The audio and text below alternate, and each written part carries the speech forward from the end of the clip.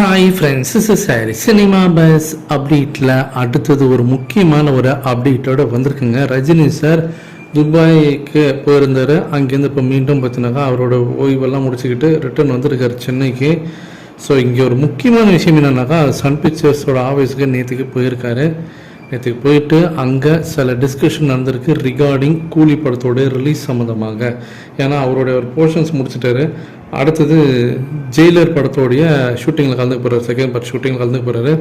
அதுக்கு நடுவில் ரஜினி சாருக்கு ஃபுல் அண்ட் ஃபுல் ரெஸ்ட்டு தான் மார்ச் மாதம் ஃபுல்லாக. ஆனால் கூலி படத்தை வேறு லெவலில் ப்ரொமோஷன் பண்ணணும் அப்படின்னு சொல்லிட்டு ஒரு விஷயத்தை வந்து ரஜினி சார் வந்து சன் பிக்சர்ஸ்க்கு வந்து ஒரு சிக்னல் கொடுத்துருக்காராம். நல்லா பெருசாக பண்ணுங்கள் ப்ரொமோஷன்ஸு. நம்ம ஜெயிலர் படத்துக்கு பார்த்தீங்கன்னாக்கா ஒன்றும் பெருசாக நம்ம நார்த் இந்தியாவில் பெருசாக ப்ரொமோஷன் பண்ணல. இப்போ ஜப்பானில் ஜெயிலர் படம் ரிலீஸ் ஆகிருக்கு. அங்கே நல்ல வரவேற்பு பெற்றிருக்கு. ப்ரொமோஷன்லாம் பண்ணியிருந்தாக்கா இன்னுமே நல்லா படம் ஓடி இருக்கும். ஸோ ப்ரொமோஷன் தான் முக்கியம். இன்றைக்கி இருக்கக்கூடிய இந்த டிஜிட்டல் உலகத்தில் நம்ம எவ்வளவோ பண்ணலாம் சோஷியல் மீடியா கையில் வச்சுக்கிட்டு. அதனால் படத்தை நல்லா பண்ணுங்க அப்படின்ற மாதிரி அவங்க சொல்லியிருக்காங்க. இன்னொன்று பக்கம் சன் பிக்சர்ஸாக இருக்கட்டும், ரஜினி சாராக இருக்கட்டும், இப்போ சமீபத்தில் ரிலீஸ் ஆன அஜித் சாரோடைய அந்த படத்தோட டீசர். ஸோ அந்த ப்ரொமோஷன்லாம் அந்த ப்ரொடக்ஷன் நிறுவனம் எப்படி பண்ணாங்க, எப்படி ஹைப் கிரியேட் பண்ணியிருக்காங்க, அதெல்லாம் அவங்க பார்த்துருக்காங்க. ஸோ அதெல்லாம் பார்க்கும்போது சன் பிக்சர்ஸுக்கு வந்து நிறைய ஐடியா கிடச்சிருக்கு. அவங்களோட ஸ்ட்ராட்டஜிலாம் நிறைய வகுத்துருக்கிறதாக சொல்லியிருக்காங்க, நிறைய பிளான் பண்ணியிருக்காங்க. நம்ம ஏற்கனவே சொன்னதான், மார்ச் 14 லோகேஷ் கனகராஜோட பிறந்தநாள், அமீர் கான் அவர்களோட பிறந்தநாள்.